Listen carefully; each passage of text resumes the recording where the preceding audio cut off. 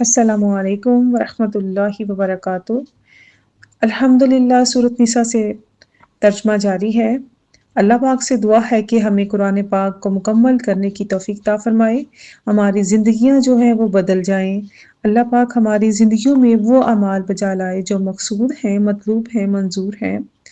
جو اللہ پاک چاہتا ہے اللہ سبحانہ تعالیٰ میں اسی پہ استقامت عطا فرمائے کہ قرآن پاک ہم پڑھ ہی اسی لیے رہے ہیں، سوچ سمجھ ہی اسی لیے رہے ہیں کہ تاکہ جہاں پر ہماری زندگیوں میں کچھ غلطیاں ہیں، کچھ ایسی کوتاہیاں ہیں، غفلتیں ہیں، وہ ہم سے دور ہو جائیں اور ہماری نہ صرف دنیا اچھی ہو بلکہ آخرت بھی سنور جائے۔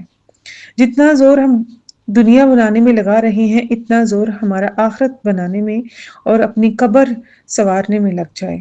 اصل میں وہی ہمارا گھر ہے۔ اللہ پاک سے دعا ہے کہ ہم خود بھی سنیں، پڑھیں، سمجھیں اور اس پیغام کو آگے بھی شیئر کریں۔ اعوذ باللہ من الشیطان الرجیم، بسم اللہ الرحمن الرحیم۔ رب اشرح لی صدری ویسر لی امری واحلل عقدۃ من لسانی یفقہوا قولی۔ اللہم اعنا علی ذکرک وشکرک وحسن عبادتک۔ اللہم نور قلوبنا بالقرآن وزین اخلاقنا بالقرآن ونجنا من النار بالقرآن وادخلنا فی الجنۃ بالقرآن۔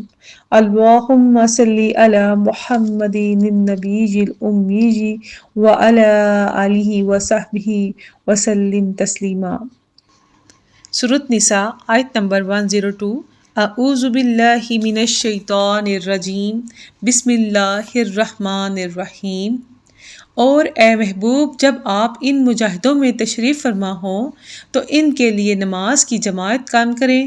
پس ان میں سے ایک جماعت کو پہلے آپ کے ساتھ اقتداءً کھڑا ہونا چاہیے اور انہیں اپنے ہتھیار بھی لیے رہنا چاہیے۔ پھر جب وہ سجدہ کر چکیں تو ہٹ کر تم لوگوں کے پیچھے ہو جائیں اور اب دوسری جماعت کو جنہوں نے ابھی نماز نہیں پڑھی آ جانا چاہیے۔ پھر وہ آپ کے ساتھ مقتدی بن کر نماز پڑھیں اور چاہیے کہ وہ بھی بدستور اپنے اسباب حفاظت اور اپنے ہتھیار لیے رہیں۔ کافر چاہتے ہیں کہ کہیں تم اپنے ہتھیاروں اور اپنے اسباب سے غافل ہو جاؤ تو وہ تم پر دفعتاً حملہ کر دیں، اور تم پر کچھ مذائقہ نہیں ہے کہ اگر تمہیں بارش کی وجہ سے کوئی تکلیف ہو یا بیمار ہو تو اپنے ہتھیار اتار کر رکھ دو اور اپنا سامان حفاظت لیے رہو۔ بے شک اللہ نے کافروں کے لیے ذلت انگیز عذاب تیار کر رکھا ہے۔ پھر اے مسلمانوں، جب تم نماز ادا کر چکو تو اللہ کو کھڑے اور بیٹھے اور اپنے پہلو پر لیٹے ہر حال میں یاد کرتے رہو۔ پھر جب تم حالت خوف سے نکل کر اطمینان پالو تو نماز کو حسب دستور قائم کرو۔ بے شک نماز مومنوں پر مقررہ وقت کے حساب سے فرض ہے، اور تم دشمن قوم کی تلاش میں سستی نہ کرو۔ اگر تمہیں پیچھا کرنے میں تکلیف پہنچتی ہے تو انہیں بھی تو ایسی ہی تکلیف پہنچتی ہے جیسی تکلیف تمہیں پہنچ رہی ہے، حالانہ کہ تم اللہ سے اجر و ثواب کی وہ امیدیں رکھتے ہو جو امیدیں وہ نہیں رکھتے، اور اللہ خوب جاننے والا، بڑی حکمت والا ہے۔ اے رسول گرامی، بے شک ہم نے آپ کی طرف حق پر مبنی کتاب نازل کی ہے تاکہ آپ لوگوں میں اس حق کے مطابق فیصلہ فرمائیں جو اللہ نے آپ کو دکھایا ہے، اور آپ کبھی بد دیانت لوگوں کی طرفداری میں بحث کرنے والے نہ بنیں، اور آپ اللہ سے بخشش طلب کریں، بے شک اللہ بڑا بخشنے والا مہربان ہے۔ اور آپ ایسے لوگوں کی طرف سے دفعاً نہ جھگڑیں جو اپنی ہی جانوں سے دھوکہ کر رہے ہیں۔ بے شک اللہ کسی ایسے شخص کو پسند نہیں فرماتا جو بڑا بد دیانت اور بدکار ہے۔ وہ لوگوں سے شرماتے ہوئے اپنی دغا بازی کو چھپاتے ہیں اور اللہ سے نہیں شرماتے، در حالانکہ وہ ان کے ساتھ ہوتا ہے جب وہ رات کو کسی ایسی بات سے متعلق چھپ کر مشورہ کرتے ہیں جسے اللہ ناپسند فرماتا ہے، اور اللہ جو کچھ وہ کرتے ہیں اسے احاطہ کیے ہوئے ہے۔ خبردار، تم وہ لوگ ہو جو دنیا کی زندگی میں ان کی طرف سے جھگڑے، پھر کون ایسا شخص ہے جو قیامت کے دن بھی ان کی طرف سے اللہ کے ساتھ جھگڑے گا؟ یا کون ہے جو اس دن بھی ان پر وکیل ہوگا؟ اور جو کوئی برا کام کرے یا اپنی جان پر ظلم کرے پھر اللہ سے بخشش طلب کرے، وہ اللہ کو بڑا بخشنے والا نہایت مہربان پائے گا۔ اور جو شخص کوئی گناہ کرے تو بس وہ اپنی ہی جان پر اس کا وبال عائد کر رہا ہے، اور اللہ خوب جاننے والا بڑی حکمت والا ہے۔ اور جو شخص کسی خطا یا گناہ کا ارتکاب کرے پھر اس کی تہمت کسی بے گناہ پر لگا دے تو اس نے یقیناً ایک بہتان اور کھلے گناہ کے بوجھ کو اٹھا لیا۔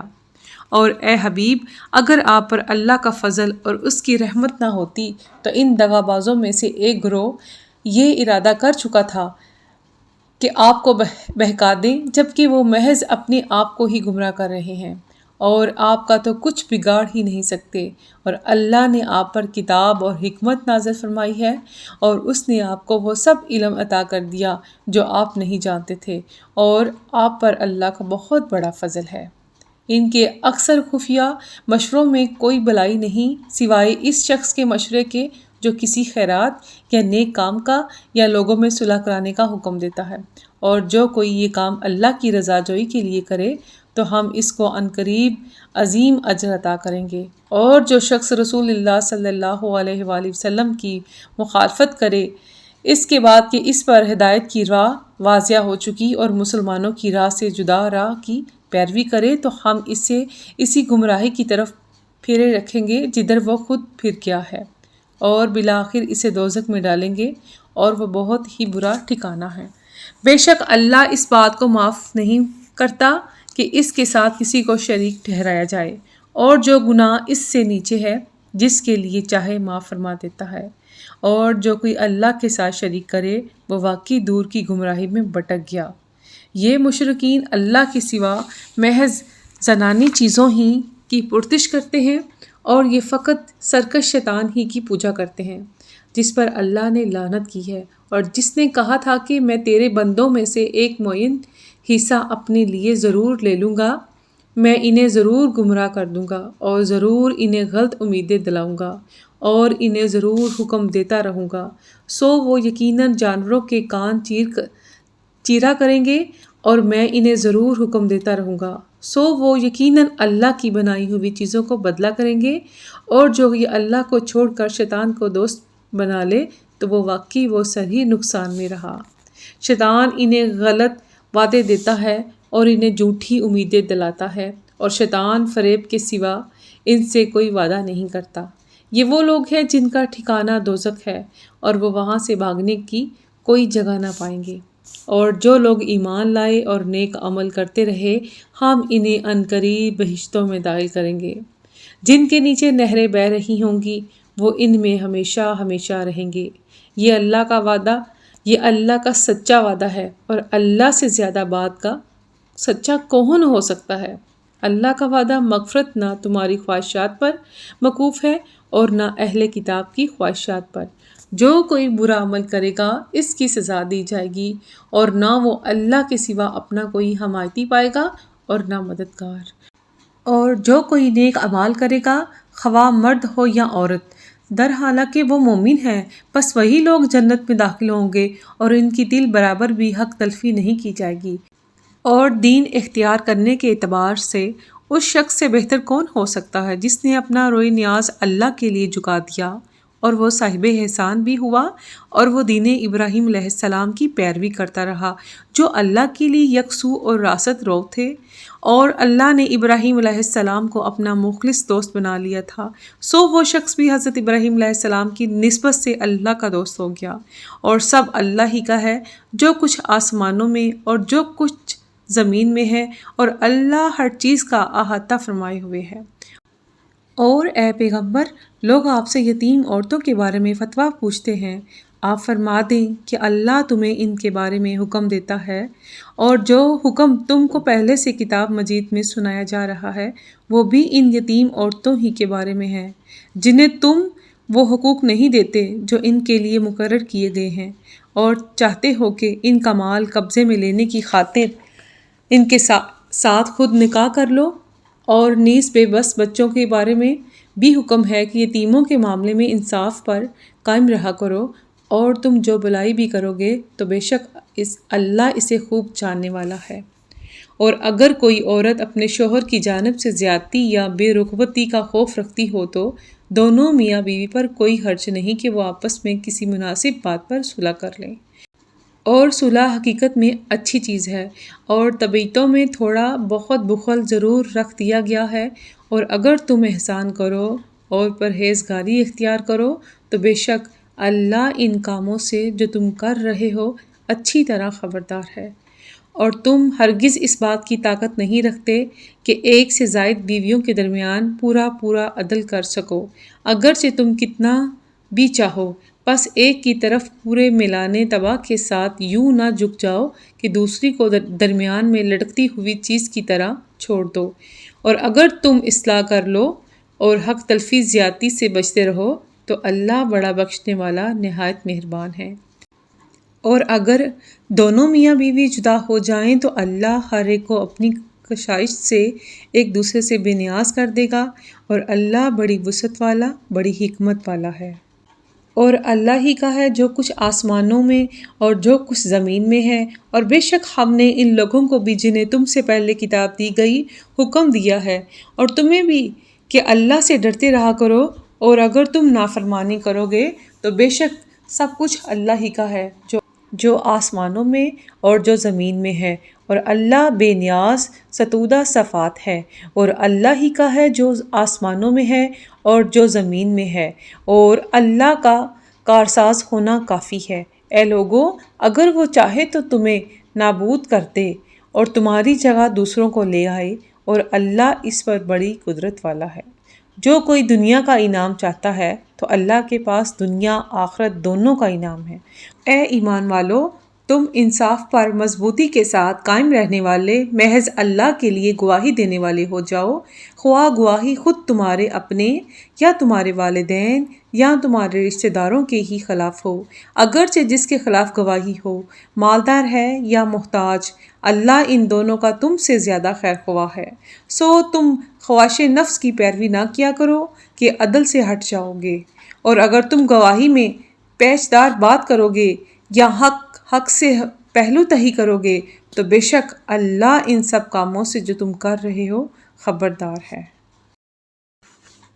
اے ایمان والو، تم اللہ پر اور اس کے رسول صلی اللہ علیہ وآلہ وسلم پر اور اس کتاب پر جو اس نے اپنے رسول صلی اللہ علیہ وآلہ وسلم پر نازل فرمائی ہے، اور اس کتاب پر جو اس نے اس سے پہلے اتاری تھی، ایمان لاؤ، اور جو کوئی اللہ کا اور اس کے فرشتوں کا اور اس کی کتابوں کا اور اس کے رسولوں کا اور آخرت کے دن کا انکار کرے گا تو بے شک وہ دور دراز کی گمراہی میں بھٹک گیا۔ بے شک جو لوگ ایمان لائے پھر کافر ہو گئے، پھر ایمان لائے پھر کافر ہو گئے، پھر کفر میں اور بڑھ گئے، تو اللہ ہرگز یہ ارادہ فرمانے والا نہیں کہ انہیں بخشش دے اور نہ یہ کہ انہیں سیدھا راستہ دکھائے۔ اے نبی، آپ منافقوں کو یہ خبر سنا دیں کہ ان کے لیے دردناک عذاب ہے۔ یہ ایسے لوگ ہیں جو مسلمانوں کی بجائے جارح کافروں کو اپنا حلیف سمجھتے ہیں۔ کیا یہ ان کے پاس عزت تلاش کرتے ہیں؟ بس عزت تو ساری اللہ تعالیٰ کے لیے ہے۔ اور بے شک اللہ نے تم پر کتاب میں یہ حکم نازل فرمایا ہے کہ جب تم سنو کہ اللہ کی آیتوں کا انکار کیا جا رہا ہے اور ان کا مذاق اڑایا جا رہا ہے تو تم ان لوگوں کے ساتھ مت بیٹھو یہاں تک کہ وہ انکار اور تمسخر کو چھوڑ کر کسی دوسری بات میں مشغول ہو جائیں، ورنہ تم بھی انہی جیسے ہو جاؤ گے۔ بے شک اللہ منافقوں اور کافروں سب کو دوزخ میں جمع کرنے والا ہے۔ وہ منافق جو تمہاری فتح شکست کی طاق میں رہتے ہیں، پھر اگر تمہیں اللہ کی طرف سے فتح نصیب ہو جائے تو کہتے ہیں کیا ہم تمہارے ساتھ نہ تھے؟ اور اگر کافروں کو ظاہری فتح میں سے کچھ حصہ مل گیا تو ان سے کہتے ہیں کیا ہم تم پر غالب نہیں ہو گئے تھے؟ اور اس کے باوجود کیا ہم نے تمہیں مسلمانوں کے ہاتھوں نقصان سے نہیں بچایا؟ بس اللہ تمہارے درمیان قیامت کے دن فیصلہ فرمائے گا، اور اللہ کافروں کو مسلمانوں پر غلبہ پانے کی ہرگز کوئی راہ نہ دے گا۔ بے شک منافق اللہ کو دھوکہ دینا چاہتے ہیں، حالانکہ وہ انہیں اپنے ہی دھوکے کی سزا دینے والا ہے، اور جب وہ نماز کے لیے کھڑے ہوتے ہیں تو سستی کے ساتھ محض لوگوں کو دکھانے کے لیے کھڑے ہوتے ہیں، اور اللہ کو یاد بھی نہیں کرتے مگر تھوڑا۔ اس کفر اور ایمان کے درمیان تذبذب میں ہیں، اور نہ ان کافروں کی طرف ہیں اور نہ ان مومنوں کی طرف ہیں، اور جسے اللہ گمراہ ٹھہرا دے تو آپ ہرگز اس کے لیے کوئی ہدایت کی راہ نہ پائیں گے۔ اے ایمان والو، مسلمانوں کے سوا جا رہے کافروں کو اپنا حلیف نہ سمجھو۔ کیا تم چاہتے ہو کہ نافرمانوں کی دوستی کے درجے اپنے خلاف اللہ کی صریح حجت قائم کر لو؟ بے شک منافق لوگ دوزخ کے سب سے نچلے درجے میں ہوں گے اور آپ ان کے لیے ہرگز کوئی مددگار نہ پائیں گے مگر وہ لوگ جنہوں نے توبہ کر لی، وہ سنور گئے اور انہوں نے اللہ سے مضبوط تعلق جوڑ لیا اور انہوں نے اپنا دین اللہ کے لیے خالص کر لیا، تو یہ مومنوں کی سنگت میں ہوں گے اور عن قریب اللہ مومنوں کو عظیم اجر عطا فرمائے گا۔ اللہ تمہیں عذاب دے کر کیا کرے گا اگر تم شکر گزار بن جاؤ اور ایمان لے آؤ، اور اللہ ہر حق کا قدر شناس ہے، ہر عمل کا خوب جاننے والا ہے۔ صدق اللہ العظیم۔ انشاءاللہ اگلے سبق کے ساتھ ہم لوگ ملیں گے۔ اللہ سبحانہ تعالیٰ ہم سب کو عمل کرنے کی توفیق عطا فرمائے اور ہمیں صحیح معنوں میں مومن بننے کی توفیق عطا فرمائے۔ اللہ پاک نے قرآن پاک میں مومن کا درجہ بہت بلند رکھا ہے۔ مسلمان تو پیاری بہنوں ہم سب ہیں، پر مومن کوئی کوئی ہے۔ تو انشاءاللہ ہم قرآن و حدیث کو سن کر اس پر عمل کریں گے، بلکہ عمل اور اس کے ساتھ ساتھ دوسروں کو بھی شیئر کریں گے انشاءاللہ۔ السلام علیکم ورحمۃ اللہ وبرکاتہ۔